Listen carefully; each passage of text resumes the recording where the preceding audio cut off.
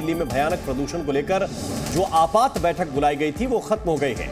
पर्यावरण मंत्री ने बताया कि दिल्ली में ग्रैप 3 लागू है। 14 तरह के निर्माण कार्यों पर भी रोक लगा दी गई है। साथ में BS3 पेट्रोल, BS4 डीजल गाड़ियां बैन कर दी गई हैं। गोपाल राय ने लोगों से पब्लिक ट्रांसपोर्ट के इस्तेमाल की भी गुजारिश की है। तो बैठक खत्म हो गई है और अपील लोगों से की गई है कि पब्लिक ट्रांसपोर्ट का इस्तेमाल करें। जो हॉट स्पॉट्स हैं उनके अलावा भी अभी तक हॉट स्पॉट्स पे फोकस करके जो है एंटी स्मॉग गन चलाए जा रहे थे। अब हॉट स्पॉट्स के अलावा भी जिन जगहों पे ज्यादा कंजेशन की स्थिति है, जिन जगहों पे इस तरह की गतिविधियां हैं जिससे पोल्यूशन ज्यादा हो रहा है, तो अब पूरे दिल्ली के अंदर जहां जहां पे इस तरह के गतिविधियां हैं वहां पर मोबाइल एंटी स्मॉग गन को संचालित किया जाएगा। इसके साथ साथ जो निर्णय आज हुआ है कि परिवहन जो व्यवस्था है सार्वजनिक उसको बढ़ाने के लिए, तो 2400 ट्रिप बसों की संख्या जो है, बसों के जो ट्रिप्स हैं वो बढ़ाए जा रहे हैं। उसके साथ साथ शटल बस सर्विस को संचालित करने का निर्णय लिया गया है। शटल बस सर्विस अभी 2 जगह पे मुख्य तौर पर RK पुरम से सेंट्रल सेक्रेटरिएट केंद्र सरकार का और गुलाबी बाग से दिल्ली सचिवालय के लिए शुरू किया गया है, जिससे कि लोग जो सरकारी कर्मचारी हैं वो अपनी प्राइवेट गाड़ियों को छोड़ करके और शटल बस सर्विस का उपयोग करें। साथ ही साथ मेट्रो ने आज से 60 ट्रिप जो है अपने बढ़ा दिए हैं।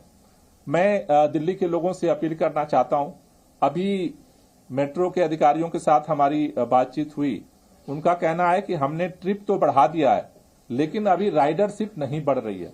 तो दिल्ली के लोगों से हमारी अपील है कि 60 ट्रिप एक्स्ट्रा कर दी गई है मेट्रो की। साथ ही साथ 2400 जो है वो ट्रिप जो है वो बसों की बढ़ा दी गई है।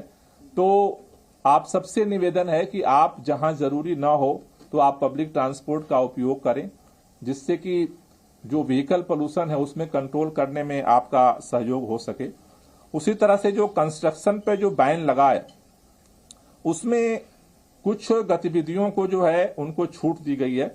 जिन लोगों को छूट दी गई है उसमें रेलवे सेवाएं, रेलवे स्टेशन की परियोजनाएं, मेट्रो रेल सेवाएं, स्टेशनों की परियोजनाएं, हवाई अड्डे, अंतर्राज्यीय बस टर्मिनल, राष्ट्रीय सुरक्षा, राष्ट्रीय संबंधित गतिविधियां, राष्ट्रीय महत्व की परियोजनाएं, अस्पताल, स्वास्थ्य देखभाल सुविधाएं, लीनियर सार्वजनिक परियोजनाएं जैसे राजमार्ग, सड़कें, फ्लाईओवर, ओवरब्रिज, पावर ट्रांसमिशन, वितरण, पाइपलाइन आदि, स्वच्छता परियोजनाएं जैसे सीवेज ट्रीटमेंट प्लांट और जल आपूर्ति परियोजनाएं, उपरोक्त श्रेणी के लिए विशिष्ट एवं पूरक सहायक गतिविधियों की जो परियोजनाएं हैं उनको जो है इसमें छूट दी गई है।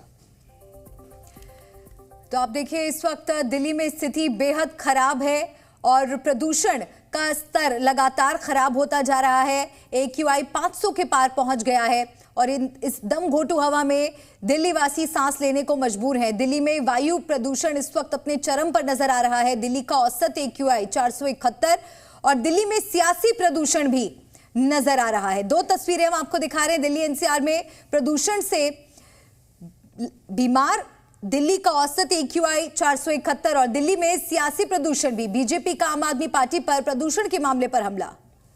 2 तस्वीरें इस वक्त आपके सामने हैं।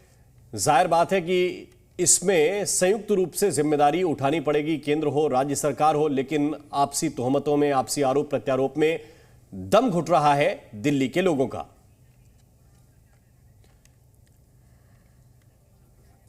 तो दिल्ली में प्रदूषण को लेकर सियासत खूब हो रही है। शहजाद पूनावाला ने आरोप लगाया है कि दिल्ली को गैस चैम्बर बनाने में केजरीवाल का पूरा हाथ है।